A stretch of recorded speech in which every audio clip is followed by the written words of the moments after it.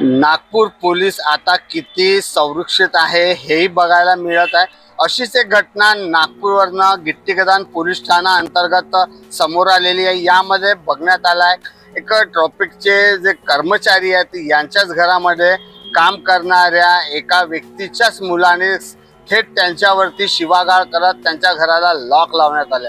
परंतु आता जे सूत्राच्या माहितीनुसार असं माहिती आलेली आहे समोर की याच्यामध्ये ज्यावेळेस 2025 मध्ये त्या व्यक्तीची आई ह्या कर्मचाऱ्यांच्या घरी काम करत असताना आणि हा त्या जागेवरती दारू पिऊन जाऊन शिवेगाळ करणे, अशातच त्या महिलेने जे अधिकारी वर्गात आहेत तिने तिला त्याच्या आईला निरोप दिला आणि तिला कामावरनं बाहेर काढलं।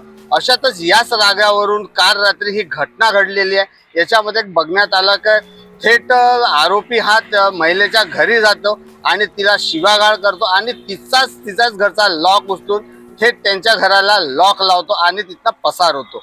मग पसार झाल्यावरती एक पोलिसांना बोलवण्यात येते आणि दुसऱ्या चाबीने त्या महिलेला बाहेर काढण्यात येते। आता याच्यात एकच बघण्यात येईल की नागपूर पोलीस हे किती सुरक्षित आहेत हे बघण्यायोग्य आहे, कारण की मुख्यमंत्री इथलेच आहेत आणि मुख्यमंत्री इथले असल्यावरती वारंवार पोलिसांवरती असे हमले होत असतील किंवा शिवागाळ होत असतील तर आता मुख्यमंत्री इथे कुठे लक्ष देणार आहेत हेही बघण्यायोग्य राहील।